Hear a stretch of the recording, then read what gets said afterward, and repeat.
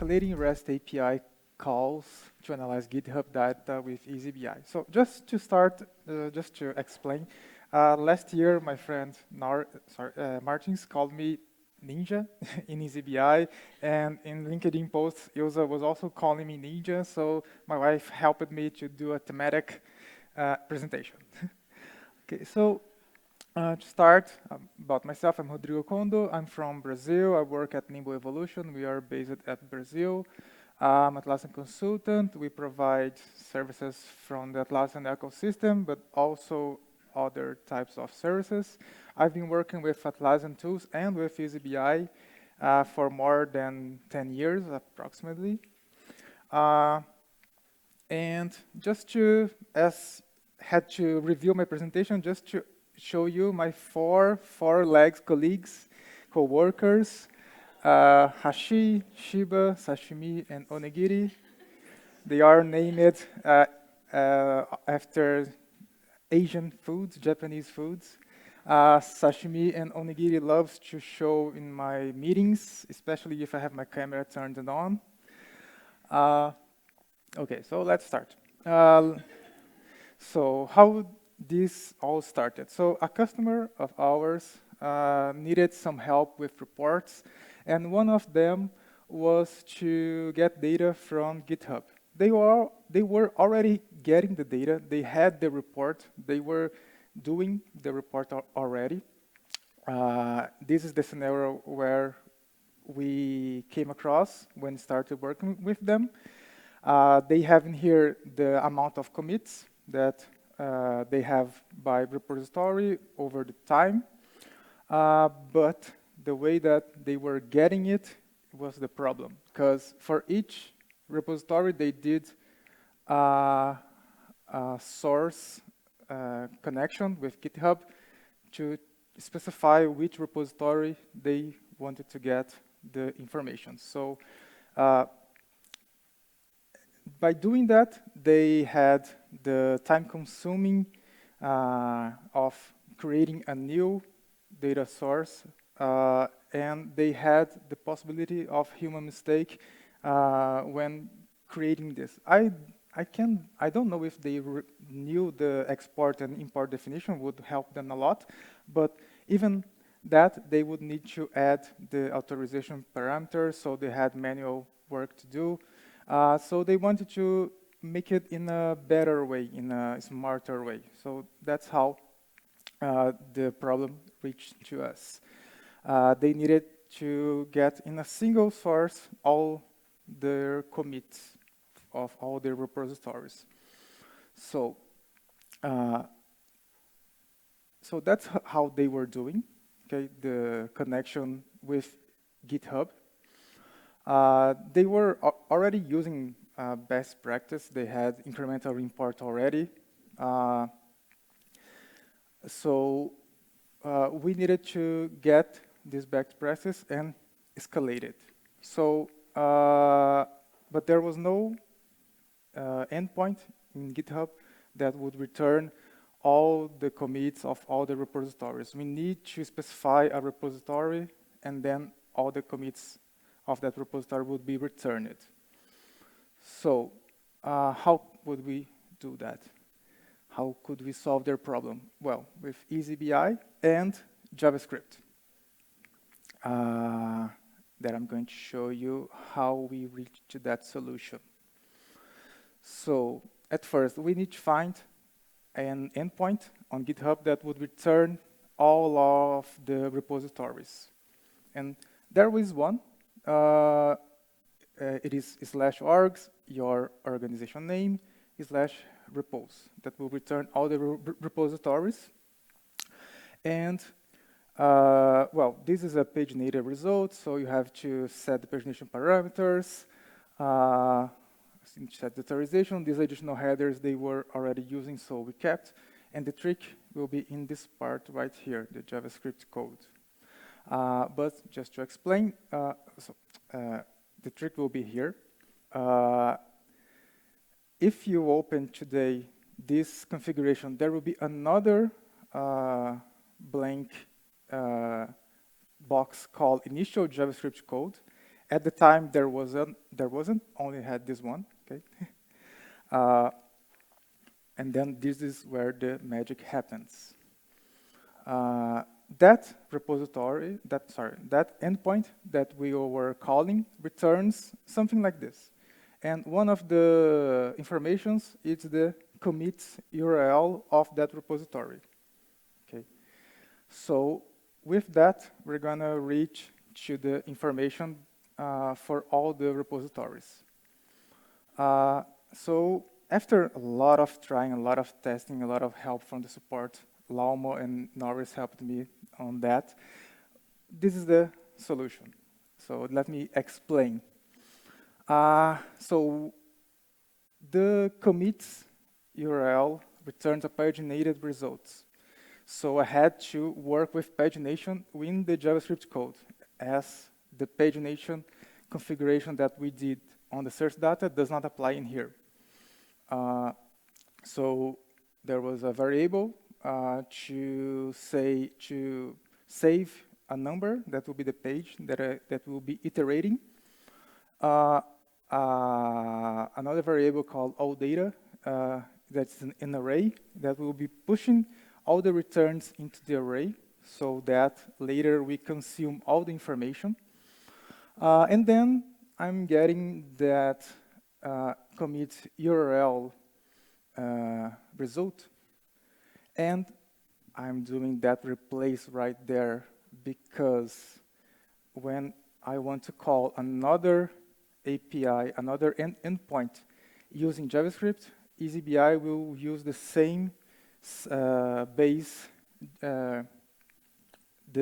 system to call another API. So that's why I'm removing the API github.com, and also removing that SHA information, because that's not needed when we are requesting.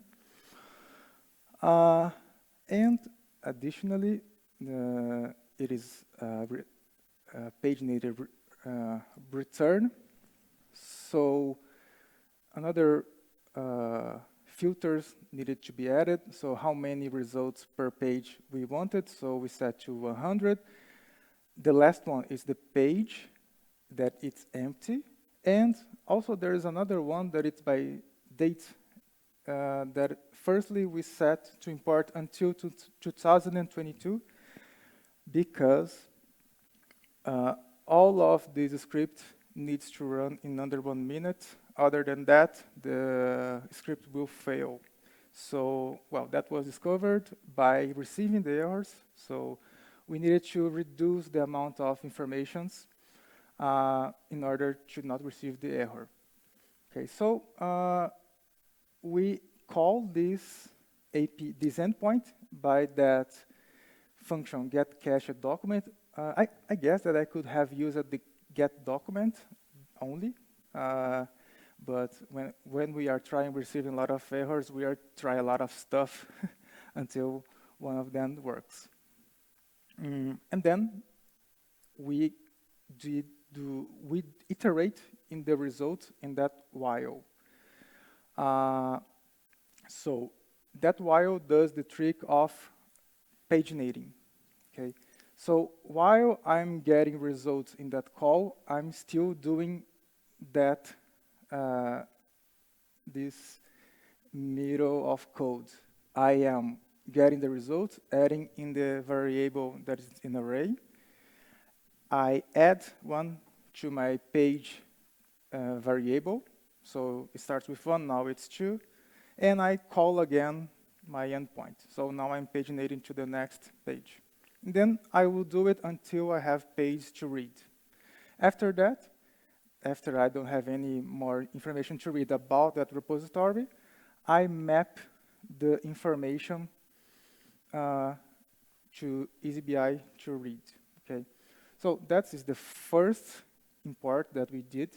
After that, we changed that parameter to start from 2022. So it's the same code, but I changed the until to since to get the other results.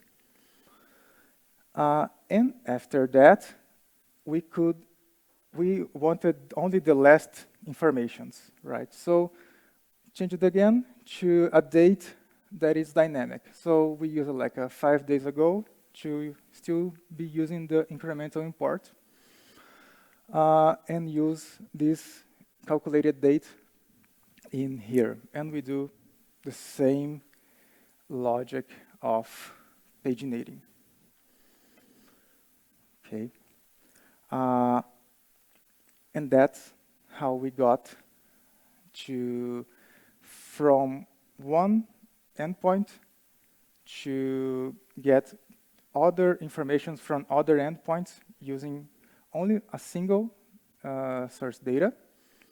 That's how the data was mapped into the cube. Now this is quite simple, but it took a lot of tries. We need at least one measure mapping in the cube, so that's why it was always returning 1. That means the amount of commit that was made in that date. The ID to be used as a source ID column to make the incremental import to work properly. And also the name of the repository and the name of the organization. So after that, they had all of these informations. Okay, they didn't want to bother anymore to be adding new source data if they wanted to see another repository. They had all at once, so every new repository that is created, it's right here in the next day. You just need to wait for the import. Okay, so that's the only source data that they needed now. So that was my case. I would accept any suggestions, any questions, especially about this picture that was took early this year when the Offspring came to Brazil. I even sang at the karaoke at the Offspring yesterday to make sure that you knew the Offspring. And yes, at least some of you know. Thanks.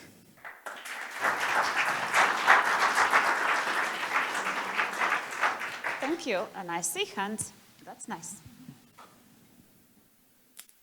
Thank you for a wonderful presentation. And I have a question.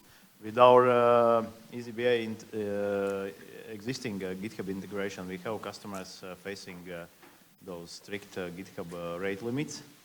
How you face them? API rate limits, so that those 429 errors, they're quite strict and with the huge this timeout period. Mm-hmm. Yeah, actually, we ignored the 404 and 409 errors to make the import doesn't fail. But as I was in the first source data connection, I also set to return one result per page. So it's one repository by time. So I guess that this made not the API calls stress too much, the GitHub API, so no problem happened. How long did the initial date synchronization took? How long? Oh, it wasn't a lot long, but it was like maybe 10 minutes to run completely those first two parts, and then just by doing the... And how many repos there are, like, around? 10, 20, 50? How many reports? Repositories. Repositories. Oh, by back then, they had like a 60. Okay, quite a lot. Nice.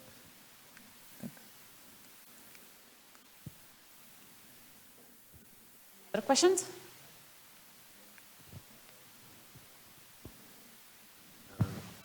I'm wondering, so how are the customers using these reports? Just this number of commits. So, so is it just for information purposes, or they are expecting something that should be high or low, or how they use these reports? Yeah, actually, about this report itself, about how many commits, I asked it, but the person who was giving me the problem also didn't know why why of the report.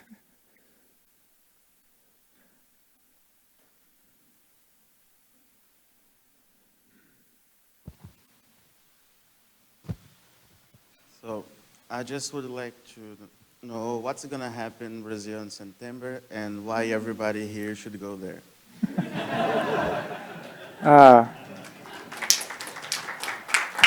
So great question. So in September, we're going to have NEXP, our Nimble Evolution Experience event in Brazil.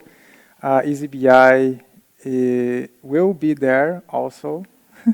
So it will be a great opportunity to meet some other customers, meet some other user cases. You are all invited to be there to NEXP. Thanks.